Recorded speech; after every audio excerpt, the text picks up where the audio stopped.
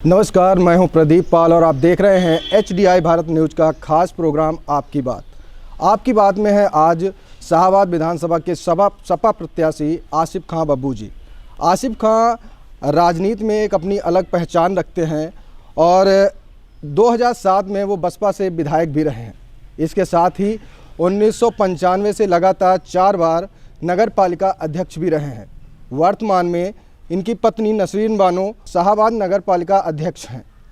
गत चुनाव 2017 में 96,000 वोट पाकर बहुत करीबी मामले से मात्र 4,500 वोट से अपने प्रतिद्वंदी से हारे थे। इस बार सपा से चुनावी मैदान में हैं। जानते हैं उनकी इस चुनाव में क्या है रणनीति, जानते हैं उन्हीं की जुबानी।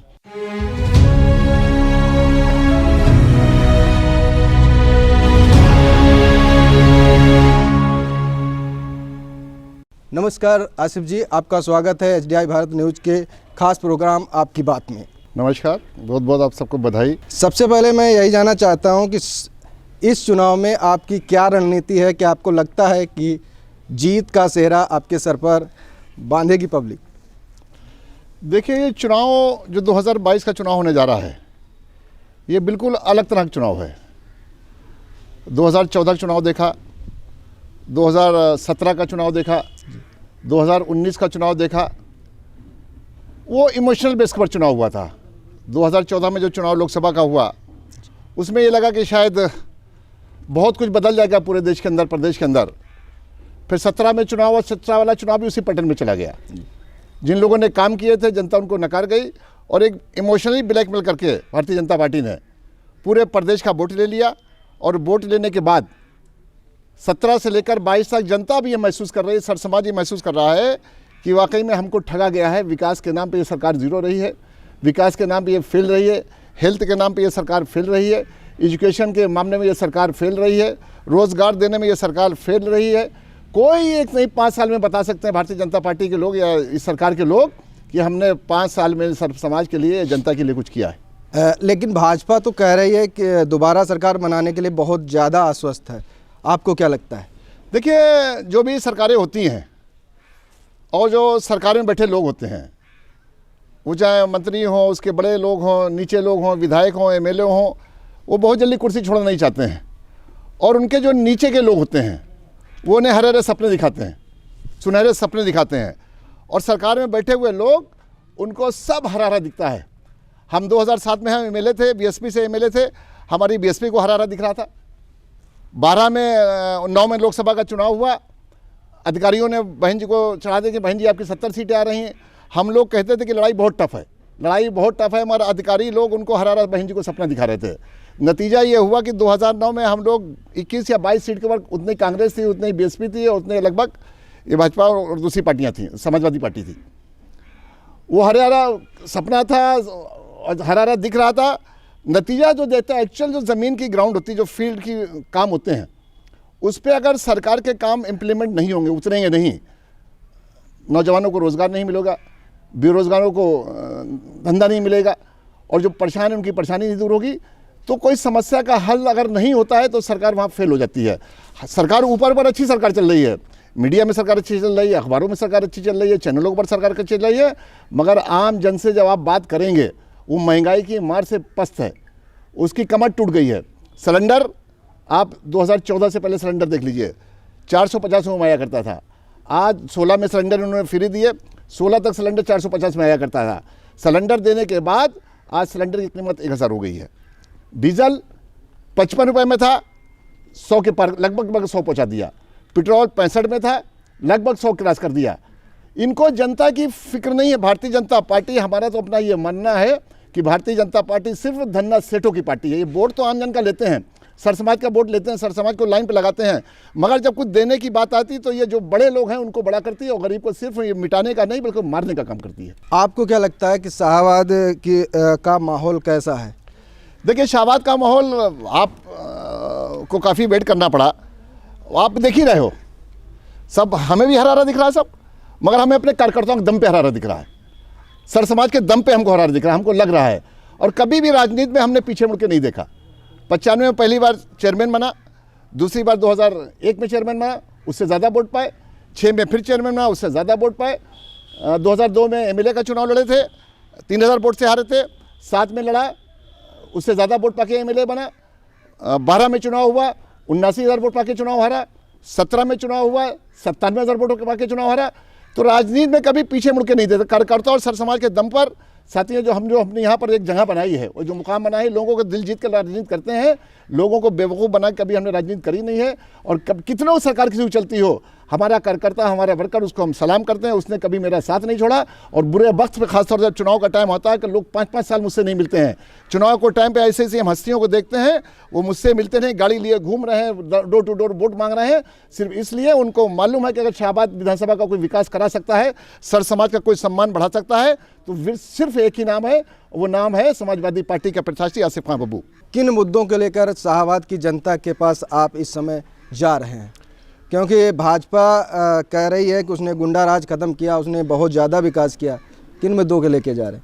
देखिए, विकास अगर किया है तो 10 समाज को मालूम हो जाएगा। एक छोटी सी मिसाल आपको देना चाहते हैं। विकास जब ज़मीन पे दिखता है, इस देश की 80% आबादी गांव में रहती है। गांव को अगर हम विकसित नहीं कर पाए, गांव को अच्छे अगर हम रोड नहीं दे पाए, गांव को अगर हम बिजली नहीं दे पाए, गांव को स्कूल नहीं दे पाए, गांव में बच्चों की एजुकेशन नहीं दे पाए, गांव में अगर हम हेल्थ नहीं दे पाए, तो उस सरकार को हम फेल मानते हैं। और आपको हम गारंटी के साथ कहना चाहता हूं, 2007 से लेकर 12 तक और 12 से लेकर 17 तक जो सरकारें रहीं इस प्रदेश के अंदर, गांव का विकास उनकी सरकारों के माध्यम से हुआ है। लोहिया गांव 2012 से लेकर 17 तक बने हैं। जनरेशन मिश्र गाँवों का विकास हुआ है। और गांव का विकास ऐसा वैसा नहीं, जहां चलने को लोग तरसा करते थे, सीसी रोड बने हैं, स्कूल बने हैं, बिजली की व्यवस्था हुई है, वो गांव का वो विकास दिखता है। वो आज भी आप देख लीजिए, जिन गाँव में जाइए, अगर लोहिया गांव है तो आपको दूर से दिखाई देगा कि गांव का विकास हुआ है। अगर आपको जनेश्वर मिश्र गांव है, आपको दूर से दिखाई देगा। पिछली सरकारों में अम्बेडकर गांव है तो आपको दूर से दिखाई देगा कि अम्बेडकर गांव विकास हुआ है। इस सरकार में अगर इन्होंने विकास किया है तो एक सबूत दे दें। अगर विकास किया है तो इनके किसी महापुरुष के नाम से 5 साल में अगर भारतीय जनता पार्टी का कोई व्यक्ति बता दे कि हमने गांव का विकास किया, तो साथियों मन छोड़ के चले जाएंगे। आप बसपा से विधायक बने, 2 बार बसपा से चुनाव लड़े, इस बार आप सपा में शामिल हुए हैं। क्या कोई खास कारण रहा है आपका? जहां जनता चिल्लाए, नेता वहीं भाग जाना चाहिए। हम देख रहे हैं लोकसभा चुनाव के बाद जो हमारे मेन कार्यकर्ता थे, वर्कर थे, उन्होंने मुझसे कान में कहना शुरू कर दिया कि विधायक जी, अगर चुनाव जीतना है तो धीरे से समाजवादी पार्टी में चले जाओ। अब जो वर्कर है, सपोर्टर है, उसकी बात पे विचार तो करना पड़ेगा। और वो फैसला मेरा, हम तो ये मानते हैं, जिंदगी का सबसे बढ़िया फैसला था समाजवादी पार्टी ज्वाइन करना। आज जो लहर समाजवादी पार्टी की उत्तर प्रदेश में चल रही है, हम आपको बता दें, जो दूसरी पार्टी जो सरकार को दिख रहा है कि हम सरकार बनाएंगे, वो दिन दूर नहीं है। 10 मार्च को रिजल्ट आएगा, 300 से पार समाजवादी पार्टी सीटें लेकर सरकार के उत्तर प्रदेश के मुख्यमंत्री आदरणीय अखिलेश यादव जी उत्तर प्रदेश के मुख्यमंत्री बनने जा रहे हैं। इसको कोई रोक नहीं पाएगा। मल्लावा बिलग्राम सीट पर सुभाष पाल को सपा ने टिकट नहीं दिया, इससे पाल बिरादरी में काफ़ी रोष देखा जा रहा है। क्या सपा ने कोई गलती की या इसका इस चुनाव में कोई प्रभाव पड़ेगा? इस धरती के ऊपर, इस जमीन के ऊपर अगर पिछड़ों का कोई हमदर्द है, दलितों का कोई हमदर्द है, अपर कास्ट के गरीबों का कोई हमदर्द है, तो वो समाजवादी पार्टी है। अब ये राष्ट्रीय अध्यक्ष जी का फैसला था, उनकी पार्टी, जो उन्होंने फैसला लिया है उस पर हम कोई टिप्पणी नहीं करना चाहते। भाजपा हरदोई की सभी सीटों पे जीत का अपना दावा कर रही है। आप क्या इस बार साइकिल की रफ्तार हरदोई में पकड़ेगी? अगर भाजपा दावा कर रही है तो हम भी दावा कर रहे हैं डंके की चोट पे। 10 तारीख को रिजल्ट आएगा, 8 की 8 सीटें समाजवादी पार्टी की झोली में जाएंगी, इसको कोई रोक नहीं पाएगा। इस समय किसानों की सबसे बड़ी जो समस्या, मैंने यहाँ जो सर्वे किए उसमें एक ही समस्या निकल के आ रही थी, छुट्टा जानवर। अगर ये सरकार सपा की बनती है तो इस पर क्या एक्शन लिया जाएगा? एक समस्या किसान की नहीं है, किसान की समस्या ही समस्या है। अगर किसान की पार्टी भारतीय जनता पार्टी हमदर्द होती, इन्होंने वादा किया था 2016 में कि सरकार बनते ही 15 दिन के अंदर किसानों का जो बकाया पैसा बाकी है गन्ने का, 15 दिन उसका भुगतान कर देंगे। आज 5 साल हो गई, कोई भुगतान नहीं हुआ। और इन्होंने ये काम मेरा बाकी नहीं रह गया। जब सुप्रीम कोर्ट में रीट पड़ी तो सुप्रीम कोर्ट में इन्होंने हलफनामा दिया कि 7,000 करोड़ रुपये बाकी है, उसे हम जल्दी भुगतान करेंगे। आपने देखा किसानों की समस्या लखीमपुर में क्या हुआ। लखीमपुर में जो एजिटेशन किसानों का चल रहा था, वो इसी बात को लेकर चल रहा था कि यहाँ सरकार हमारा भुगतान करे। वहाँ के मंत्री ने, वहाँ की सरकार ने क्या किया, उन किसानों को कुचलने का काम किया। सरकार समस्या किसान की एक नहीं है, किसान बड़ी मेहनत से परेशानी से रात दिन इस ठंड के अंदर गेहूं की रखवाली कर रहा है, खेत की रखवाली कर रहा है। जब उसका गेहूं तैयार होगा तो उसे उस गेहूं में उसको अपना फ्यूचर दिखता है, उसे अपना सपना दिखता है कि गेहूं तैयार होगा, गेहूं को मार्केट में ले जाएंगे, सरकारी रेट मिलेगा, सरकारी रेट से हम उसको बेचने का काम करेंगे। मगर साथियों अफसोस हमारे इस प्रदेश का है, दुर्भाग्य किसानों का है, जब वो गेहूं तैयार करके अपना मंडी में ले जाते हैं तो 1 दिन पड़े रहते हैं, 2 दिन पड़े रहते हैं, 3 दिन पड़े रहते हैं, दलालों का वहाँ गेहूँ तोड़ा जाता है। जो किसान जो है मायूस होकर उसी गेहूँ को जो सरकारी 1920-2000 में है, उसी गेहूं को ये 1300-1400 रुपये बेच के चले आते हैं। चाहे वो गेहूं हो, चाहे धान हो, चाहे अन्य फसलें हो, कोई भी इनका जो सरकारी रेट है उनको नहीं मिलता है। मजबूरन में दलालों को मंडी में दे के चले आते हैं। और सरकार को जब किसान को कोई चीज़ ज़रूरत पड़ती है, वो डीजल घर से लेने जाए, पेट्रोल लेने जाए, आम चीज़ें लेने जाए, तो उसके लिए सब महंगी हैं, उस पर कोई रोक नहीं है। और जब उसकी चीज़ होती है तो सरकार औने पौने दामों में लेती है। उसका ये नतीजा है कि दोहरी नीति की वजह से किसान की कमर टूट चुकी है और किसान ने ठान लिया है। एक समस्या ने हजारों सारी समस्याएं इस प्रदेश के अंदर किसानों की हैं, क्योंकि इस प्रदेश के अंदर 80% लोग किसान हैं, उस पर डिपेंड है, अपनी ज़मीन पे डिपेंड है, कोई बटाई पे डिपेंड है, रात दिन मेहनत करके फसल पैदा करता है, अपने बच्चों का पेट भरता है, मकान बनाता है, शादी करता है, वो सब उसका रुका पड़ा हुआ। नौजवान रोजगार के लिए मारा घूम रहा है। जो 16 में 30 साल के थे वो आज 35 साल के हो गए। 5 साल सरकार ने नौकरी दी नहीं, ओवरेज हो गए, अब उनको नौकरी नहीं मिल सकती है। जो नियम है, कायदे हैं, कानून है, सरकार ने उसमें फंसा के रखा है। जब परीक्षाएं होती हैं तो इनके पर्चे लीक हो जाते हैं। जब नौकरी का मामला होता है, 59,000 शिक्षकों का मामला, इनका भर्ती पड़ा हुआ है मामला, ये तो हाईकोर्ट में चले जाएं या सुप्रीम कोर्ट में जाके पेंडिंग हो जाते हैं। जो नीति होना चाहिए नौजवानों के लिए, किसानों के लिए, उसमें 100% ये भारतीय जनता पार्टी पूरी तरह से फेल है। इसलिए सर समाज के साथ साथ किसानों ने भी मन बना लिया है कि भैया चिंता मत करो, समय आने दो, एक एक वोट साइकिल वाले बटन को दबाकर माननीय अखिलेश जी की योजनाएं 300 बिजली यूनिट फ्री देने का काम किया करेंगे अखिलेश जी। उन्होंने कहा है कि 55 लाख हमने वृद्धा पेंशन बांटी थी। हम भी देखा करते थे अपने टाइम के ऊपर, मोहल्लों के अंदर, गांव के अंदर जो बुजुर्ग लोग हुआ करते थे उनको वो पेंशन मिला करती थी। उन्होंने वादा किया है कि क्योंकि महंगाई अब बढ़ गई है तो 55 लाख की जगह हम 1 करोड़ वृद्धा पेंशन देने का काम करेंगे और 1 करोड़ पे 500 की जगह हम 1500 रुपये देने का काम करेंगे। 1500 का मतलब ये होता है कि 18,000 रुपये साल आदरणीय अखिलेश जी यहाँ के जो एक तबका है गरीबों का, वृद्धा पेंशन उनको देने का काम करेंगे। बिजली फ्री देने का काम करेंगे। जो ट्यूबवेल हैं, ट्यूबवेलों की बिजली फ्री उस टाइम मुलायम सिंह के टाइम पे हुआ करती थी। भारतीय जनता पार्टी ने आज उसके बिल बांध दिए, 17 से 1800 एक ट्यूबवेल का बिल आता है। अब उन्होंने और क्या किया, शिकंजा और किसानों पे कस दिया, उस पर मीटर लगा दिए कि चलो अब तो मीटर लगता है तो मालूम है 3,000-4,000 रुपये महीने बिल आ रहा है। अखिलेश जी ने वादा किया है कि हम ट्यूबवेल का भी बिजली माफ़ करेंगे, नहरों की सिंचाई का आपासी माफ़ करेंगे और जो भी हो सकेगा, जो भी हम उन्होंने एम्बुलेंस चलाई,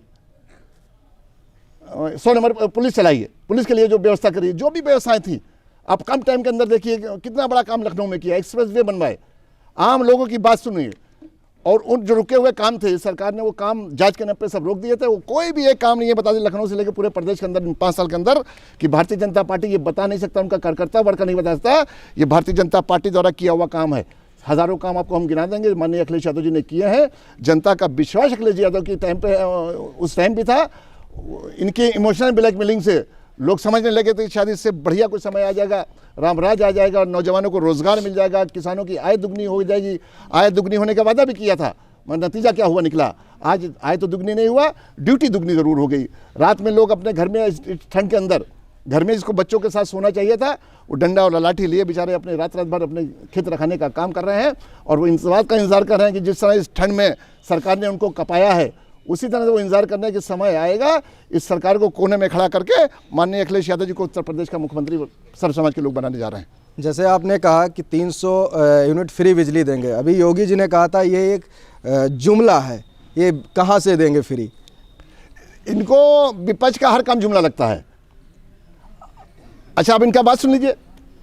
अखिलेश जी ने जो वादे किए हैं वो वादे भी पूरे किए, तो उसके अलावा भी अलग काम किए थे। लैपटॉप का वादा किया, उन्होंने देने का काम किया। वृद्धा पेंशन देने का वादा किया, देने का काम किया। लोगों को न्याय देने का काम किया, न्याय देने का काम किया।